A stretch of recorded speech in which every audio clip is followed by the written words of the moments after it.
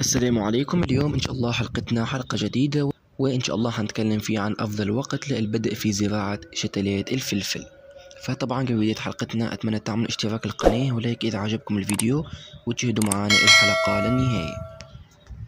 طبعا في فيديوهات سابقة تكلمنا عن أفضل موعد لزراعة شتلات الطماطم، وطبعا اليوم إن شاء الله حنوريكم وحنتكلم فيه عن أفضل وقت للبدء في زراعة الفلفل من الشتلات. طبعا الفلفل من المحاصيل الصيفية اللي بتحتاج لدرجات حرارة عالية حتى تنمو. طبعا يبدأ زراعة الفلفل من شهر 3 ويمتد لغاية شهر 6.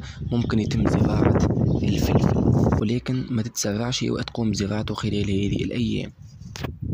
وطبعا مثل ما تكلمت انه الفلفل بيحتاج لدرجات الحرارة العالية، وبالتالي شهر 4 وشهر 5 يكون ممتاز جدا لزراعة الفلفل، لانه طبعا بداية الصيف وبالتالي درجات الحرارة حترتفع، والفلفل طبعا بيحتاج للحرارة هذه، عكس لما تزرع الفلفل خلال هذه الأيام اللي تكون درجات الحرارة معتدلة وأحيانا ما تكونش فيه حرارة.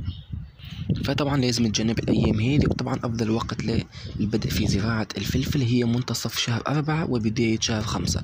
طبعا هذه أفضل الأوقات للبدء في زراعة الفلفل، وحاول أنك ما تقومش بزراعته خلال هذه الأيام أو بداية شهر 4، لأنه طبعا ممكن النبات ما بيعطيش إنتاج، وممكن طبعا تسبب في عدة مشاكل حظنا منكم. فطبعا أفضل وقت للبدء في الزراعة هي بداية شهر 5 ومنتصف شهر 4. وطبعا احنا مثل ما عودناكم في القناة ان شاء الله حيتم تجهيز المكان هذا طبعا اللي زارعين فيه الفول الاخضر. طبعا الفول ما شاء الله في بداية الانتاج، وان شاء الله حنستنى لغاية ما نحصد كامل المحصول، وان شاء الله بعدها يتم تجهيز المكان باضافة الاسمدة، وبعدها ان شاء الله يتم زراعة فيها الفلفل الاخضر. وان شاء الله حنتابعه في القناة خطوة خطوة، فحاول انك ما تقومش بزراعته وحدك، ان شاء الله احنا حنزرعه مع بعضنا، وان شاء الله حنتابعه خطوة خطوة. وان شاء الله قبل ما نزرع الفلفل ان شاء الله حنقوم بنشر منشور، وان شاء الله حنتابعه مع بعضنا خطوة خطوة لغاية الحصاد.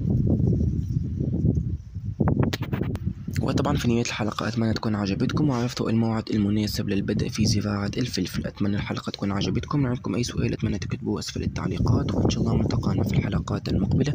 وشكرا والسلام عليكم ورحمة الله تعالى وبركاته.